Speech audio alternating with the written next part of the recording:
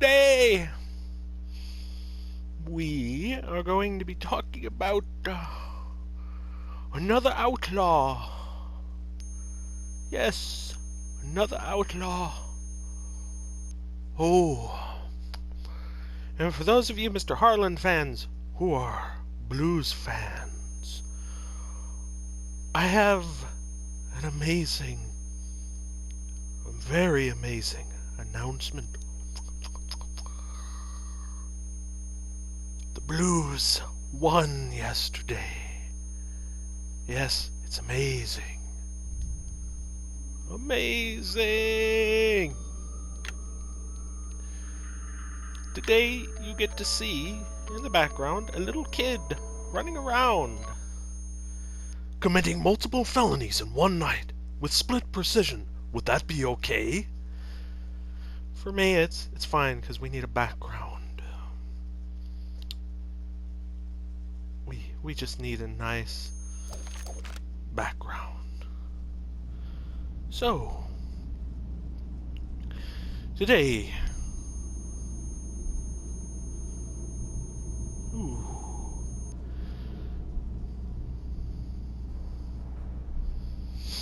I found a big list of outlaws we could talk about today because I still wish to continue going down that road. Today I was like, let's have a look at this so-called Sundance Kid. I was like, why not?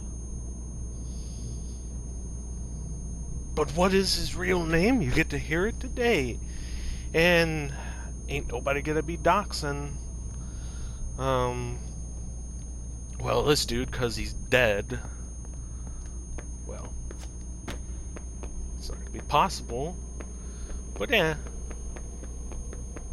But today we'll be talking about Harry Alonzo Longabaugh, or better known by as the Sundance Kid.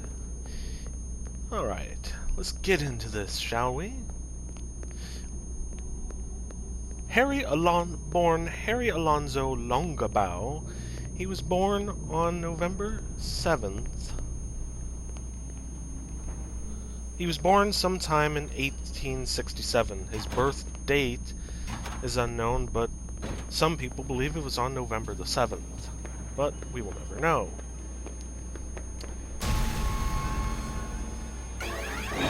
Well, it's time to run, people. Do not worry, Mr.Harland is okay.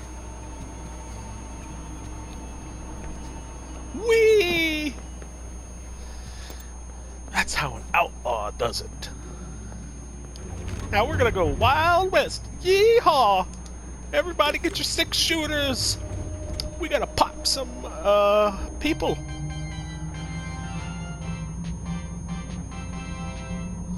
So, as I was saying, he likely met Butch Cassidy at some point when he became a part of Butch Cassidy's Wild Bunch. There I go, fumbling a line.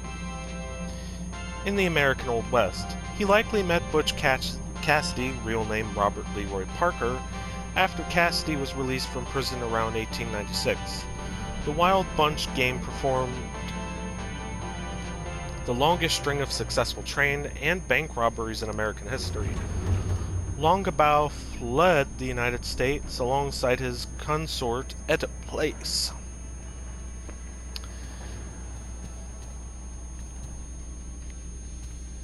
And Butch Cassidy to escape the dogged pursuit of the Pinkerton Detective Agency.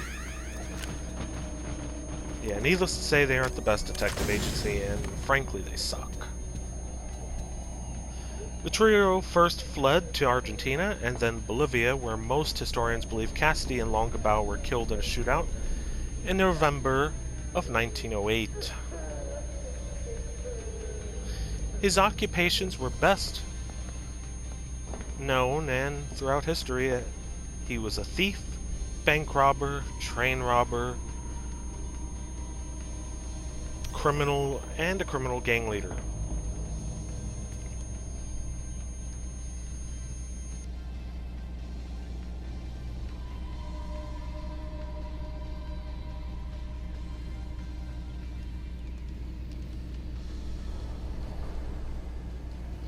Not much is known about his personal life, but what we do know is he was born in Montclair, Pennsylvania, in the year of 1867 to Pennsylvania natives Josiah and Anna G.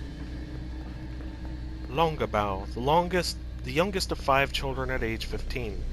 He traveled west in a covered wagon with his cousin George to help settle George's homestead near Cortez, Colorado.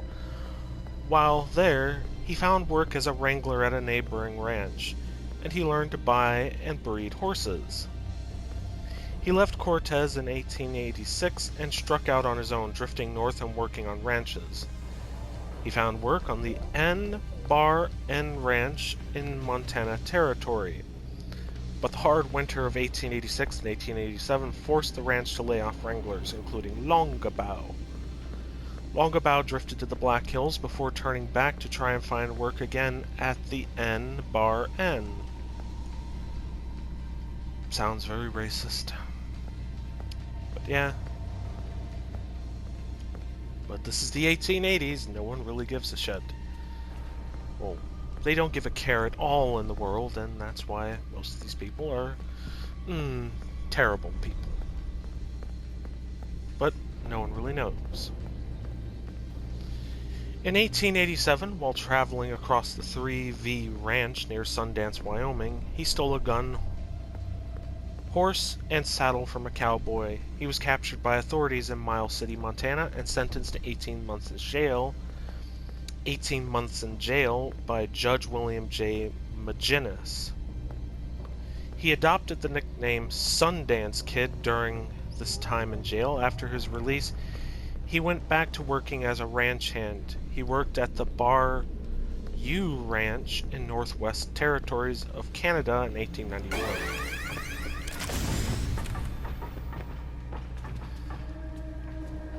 In which was one of the largest commercial ranches of the time.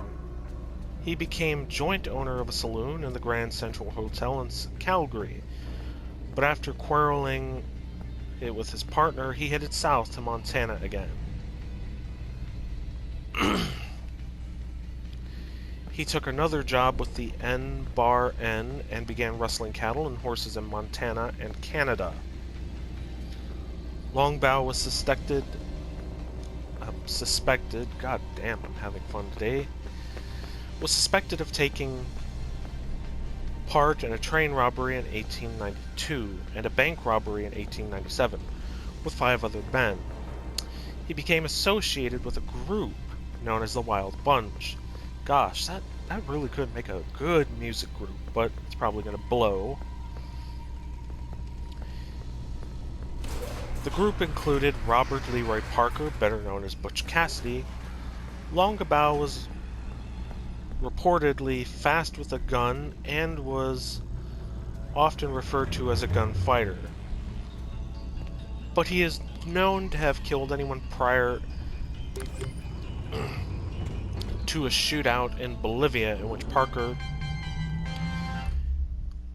and he allegedly were killed and became better known than Kid Curry, a member of his gang whose real name was Harvey Logan.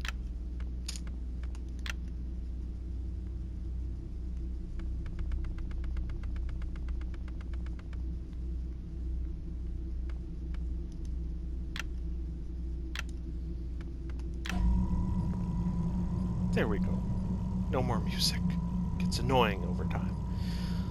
Longabaugh did participate in a shootout with lawmen who trailed a gang led by George Curry to the Hole in the Wall hideout in Wyoming. He was thought to have wounded 2 men in that shootout. Several people were killed by members of the gang, including 5 law enforcement officers killed by Logan, wanted, 'cause he's wanted, dead or alive, posters. The posters were saying wanted dead or alive. And with the money they were wanting, well, you could do whatever with it, really. As they planned to rob a bank in Red Lodge, Montana.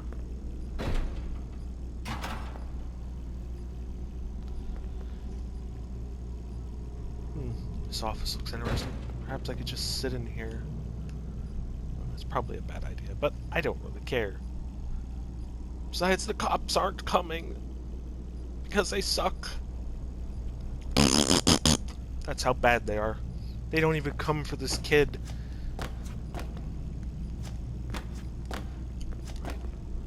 I like this. As they planned to rob a bank in Red Lodge, Montana, they began hiding out at a hole in the wall located near Casey, Wyoming. From there, they could strike and retreat with little fear of capture, since it was situated on high ground. Yeah, they got the high ground, everyone! With a view of the surrounding territory in all directions. Pinkerton detectives, led by Charlie Seringu, however, hounded the gang for a few years. Parker Longabaugh and his consort at a place left the United States on February 20th, 1901, aboard the British ship Herminius from Buenos Aires, Argentina. Well, all so-called good things must come to the end. Well, an end, specifically. A courier was conveying the payroll for the Aramayo Frankie YCS silver mine on November 3rd, 1908, near San Vicente Canton, Bolivia, when he was attacked and robbed by two masked American bandits! The bandits then proceeded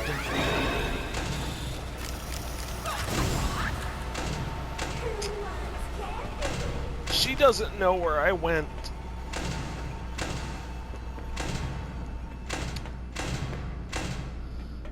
I'll just hide in this elevator. Yeah. This is a place where burglarizing is not a good thing because you have chickens that teleport. Yeah. This kid, whoever he is that I'm just watching on the security cameras or something that's flying behind him. Yeah, that's all. The bandits then proceeded to the mining town of San Vicente, where they lodged in a small boarding house. I'm just going to watch down that hall. I cannot stand it when that chicken comes down that hallway, but it's not likely it will happen. When he was attacked, whoever it was that they were robbing, and that well, they didn't give us a name.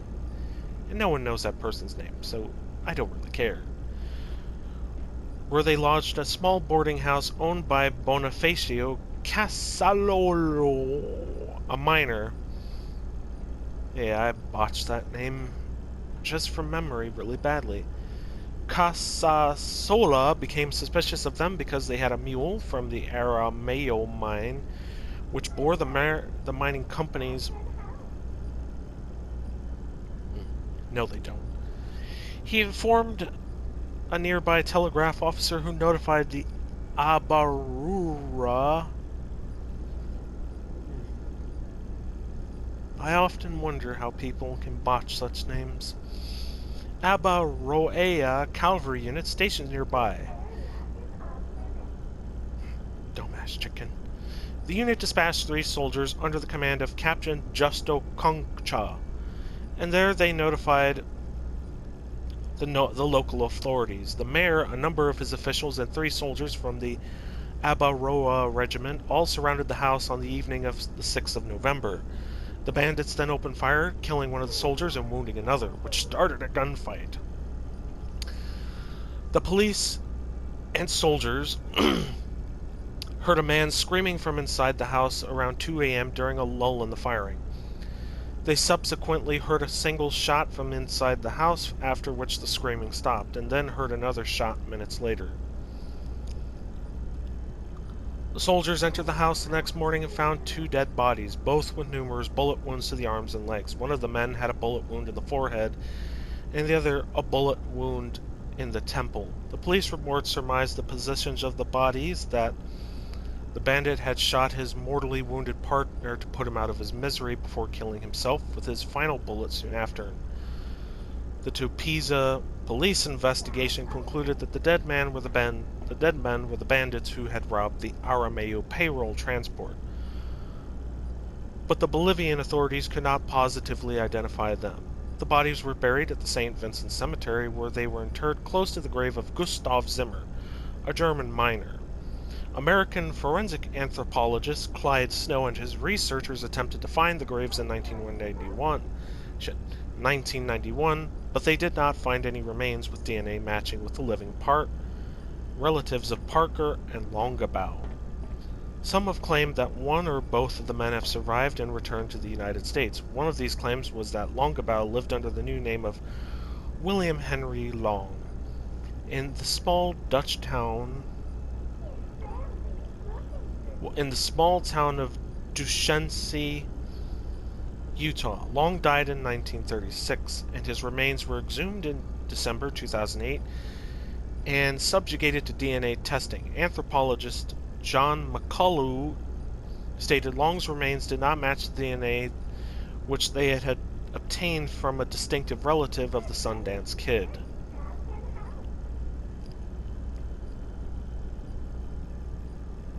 In popular culture, Sundance Kid was portrayed by multiple different people, and yeah, I'm just not going to go through them. There's so many names, and because I was like,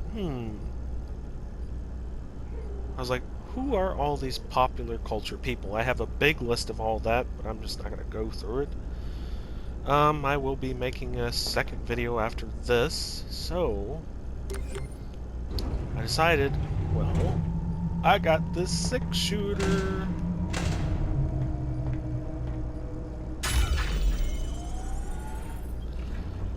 And since I have it, might as well use it. I know, I gotta go, hit the road. Yes, but the nice thing to know is the Blues won yesterday, so that's a nice thing to go off of. And the series between them and the Wild is officially tied 2-2. Can the Blues beat the Wild and win it and go to the second part of the playoffs and beat whoever else it could be? Can they do it? Why, yes, they can. Yes, yes, yes, yes. They can do it. I know, Mr.Harland fans, I'm going away, but it won't be that bad. For I will see you in the next video. And as a other YouTuber once said, we shall be doing this very soon again, my friends. Goodbye for now. And let's go Blues!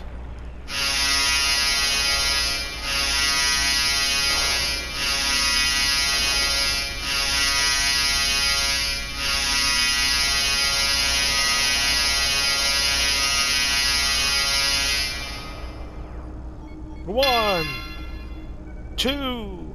Oh, that don't work. That's alright. Well, see you next video, people, and let's watch Mr. Harland shoot some robots. Shoot some robots with the 6-shooter. Yeah, yeah, yeah.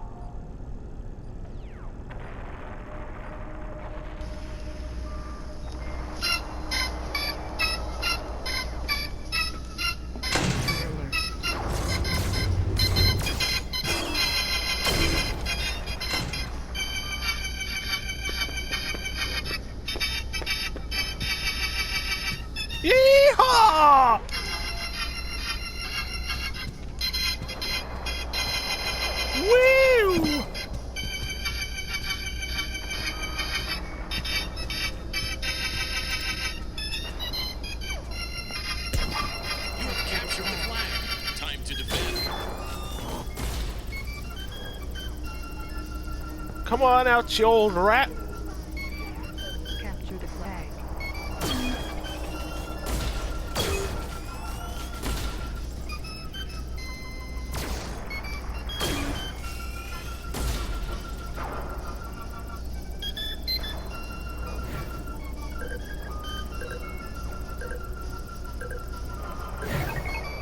You have successfully defended the station.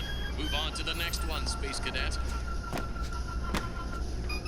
This area is open. Where are you? Your parents want you to follow me. No, they don't. This one is for Stewie.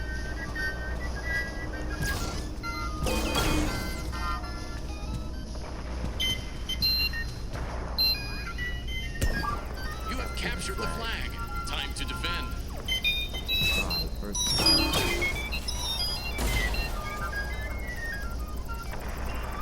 Capture the flag. This one is for Stewie.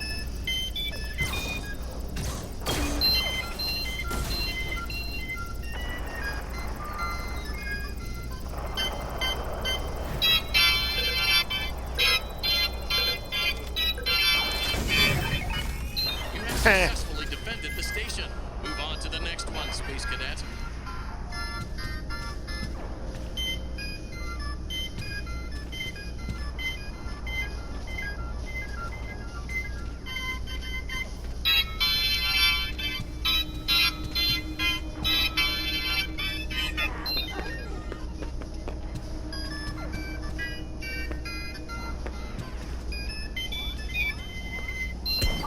You have captured the flag. Time to defend. Capture the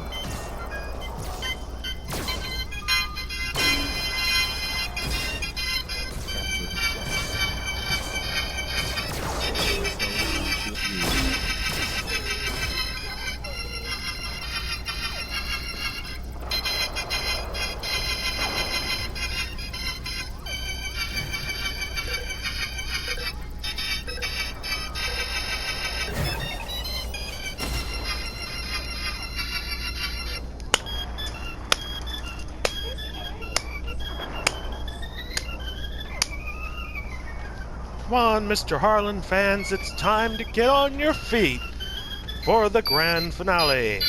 We hope to see you next video. And let's go Blues!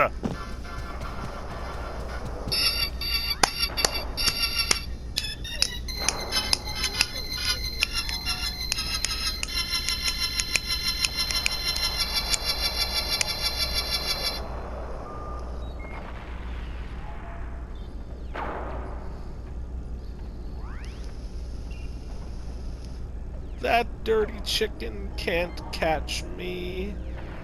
I'm too good.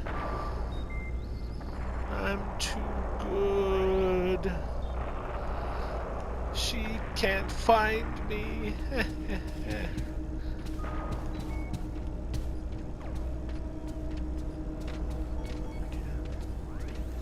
She can't see me through walls.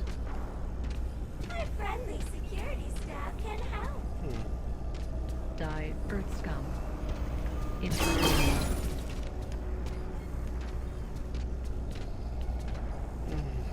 How do I get out of here? Who wants Oh! Whoa! No, no, no! Ah! Dang it! Dang it, Gregory! Why did you do that? Well, that's all, folks. Goodbye!